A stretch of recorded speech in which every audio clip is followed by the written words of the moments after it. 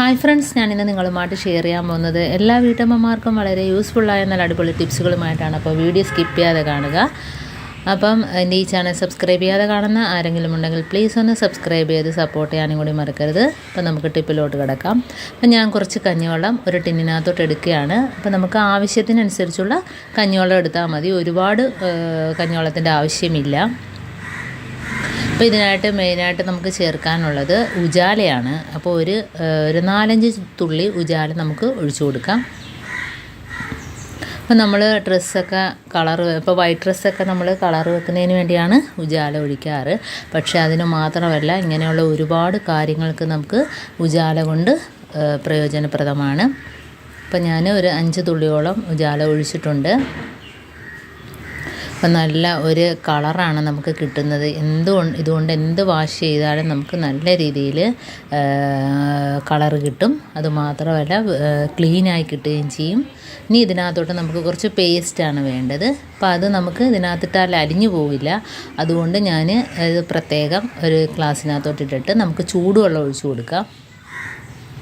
അപ്പോൾ ചൂടുവെള്ളം ആകുമ്പോഴത്തേനും പെട്ടെന്ന് തന്നെ നമുക്ക് അത് അരിഞ്ഞ് കിട്ടും.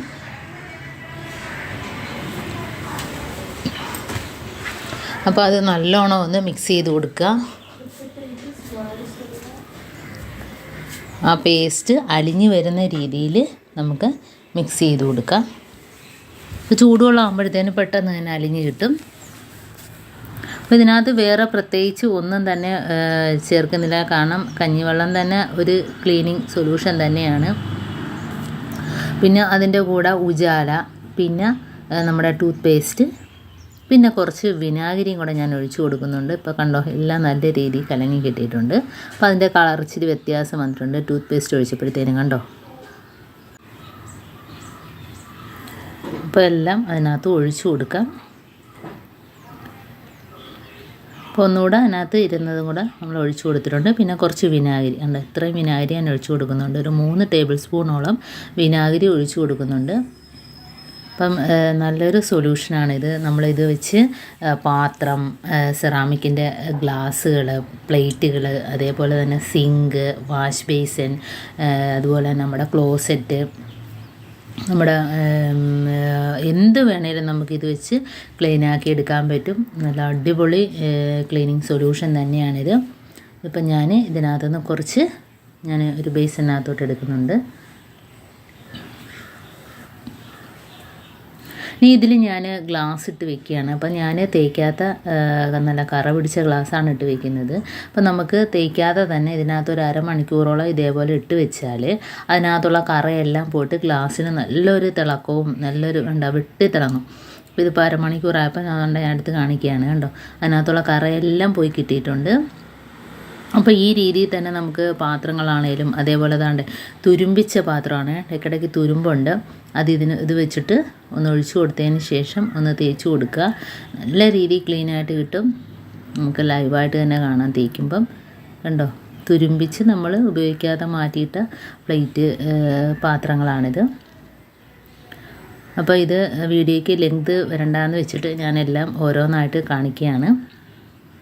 ഇതേപോലെ നമുക്ക് എത്ര വേണേലും നമുക്ക് കഴുകിയെടുക്കാം. അതെല്ലാം നമുക്ക് തുരുമ്പിക്കാത്ത പാത്രം വേണേലും ഇതേപോലെ കഴുകിയെടുക്കാം. അപ്പോൾ ഡിഷ് വാഷൊക്കെ ഉപയോഗിച്ച് കഴുകുന്ന കണക്കല്ല, നമ്മൾ ഇത് വെച്ച് തേച്ചെടുക്കുമ്പോഴത്തേനും നല്ല രീതിയിൽ ക്ലീനായിട്ട് കിട്ടും. അതേപോലെ തന്നെ നമ്മുടെ വാഷ് ബേസിനും ഈ വെള്ളം ഒഴിച്ചിട്ട് വെറുതെ ബ്രഷ് വെച്ചൊന്ന് തേച്ച് കൊടുക്കുകയാണ് ചെയ്യുന്നത്.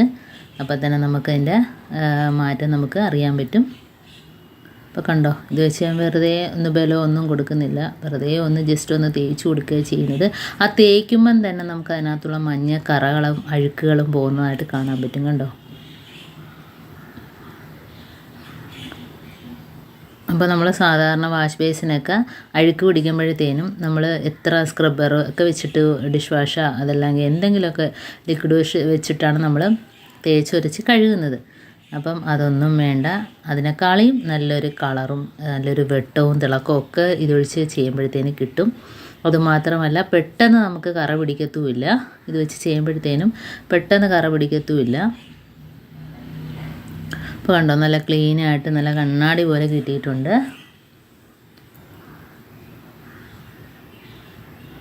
അതിനകത്തുള്ള കറയെല്ലാം പോയി കിട്ടിയിട്ടുണ്ട്. ഇനി ഇതേപോലെ തന്നെ ഞാൻ സിങ്കും കൂടെ കഴുകി കാണിക്കാം. സിങ്ക്, ടാപ്പ്, അതിനകത്തൊക്കെ ഇതേപോലെ വെള്ളം ഒഴിച്ചു കൊടുക്കാം. അതേപോലെ നമ്മുടെ ടൈല് കഴുകാനും ഇത് നല്ല ഒരു സൊല്യൂഷൻ തന്നെയാണ്. ഇതിപ്പോൾ ഞാൻ അതുകൊണ്ട് സിങ്കിനകത്ത് ചുറ്റുഭാഗത്തായിട്ട് അത് ഒഴിച്ചിട്ടുണ്ട്. ഇനി അതിനകത്ത് ഞാൻ കുറച്ച് നമ്മുടെ നാരങ്ങയുടെ ലിക്വിഡ് ഉണ്ടാക്കിയിട്ടുള്ള വീഡിയോ ഞാൻ ഇതിനു മുമ്പ് ഇട്ടിട്ടുണ്ട്. അപ്പോൾ അതിൽ നിന്ന് ഒരു കുറച്ച് ഒഴിച്ചു കൊടുക്കുകയാണ്. കാരണം അത് ഒഴിക്കുമ്പോൾ നല്ലൊരു മണമാണ്. പ്രത്യേകിച്ച് അതിനകത്തുനിന്ന് വരുന്ന പാറ്റ, ചെറിയ ഉറുമ്പുകളൊക്കെ ആ ഒരു സ്മെല്ലടിച്ചിട്ട് വരത്തില്ല. അതുകൊണ്ട് ഞാൻ അത് ഒഴിച്ചത്. അപ്പോൾ ഇതിൻ്റെ വീഡിയോ ഞാൻ ഇതിന് മുമ്പായിട്ട് ഇട്ടിട്ടുണ്ട്.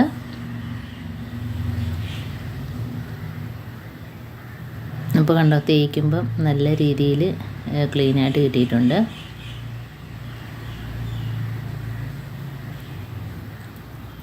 അപ്പോൾ മൊത്തത്തിൽ തേച്ചെടുത്തിട്ടുണ്ട്. ഇനി നമുക്ക് ഒന്ന് വെള്ളം ഒഴിച്ച് കൊടുത്താൽ മാത്രം മതി.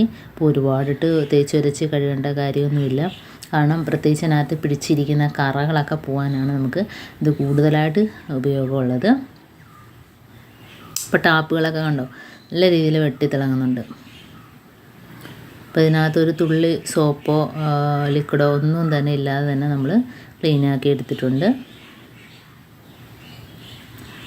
നാരങ്ങയുടെ ഡിഷ് വാഷ് ഉണ്ടാക്കിയത് ഞാൻ കുറച്ച് ഒഴിച്ചതെന്ന് വെച്ചാൽ അതിനകത്തുനിന്ന് വരുന്ന ആ സ്മെല്ലൊക്കെ ഒഴിഞ്ഞു കിട്ടാനാണ്.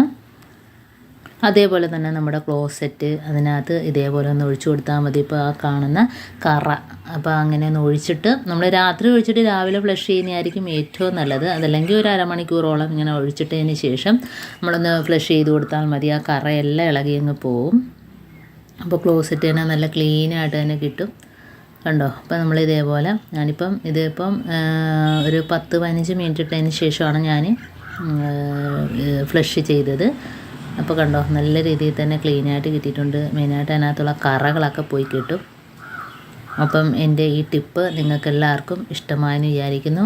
ടിപ്പ് നിങ്ങൾക്ക് ഇഷ്ടപ്പെട്ടെങ്കിൽ ഒന്ന് ലൈക്ക് ചെയ്യാനും കമൻറ്റ് ചെയ്യാനും സബ്സ്ക്രൈബ് ചെയ്യാനും മറക്കരുത്. അതേപോലെ തന്നെ ബെല്ലൈക്കൻ എനേബിൾ ചെയ്യാനും മറക്കരുത്. എന്നാൽ മാത്രമേ ഞാനിടുന്ന ഓരോ വീഡിയോസും നിങ്ങളുടെ മുമ്പിൽ നോട്ടിഫിക്കേഷനായി എത്തുകയുള്ളൂ. അപ്പോൾ ഇനിയും നല്ല നല്ല ടിപ്സുകളുമായിട്ട് വീണ്ടും കാണാം. അതുവരേക്കും താങ്ക്സ് ഫോർ വാച്ചിങ്.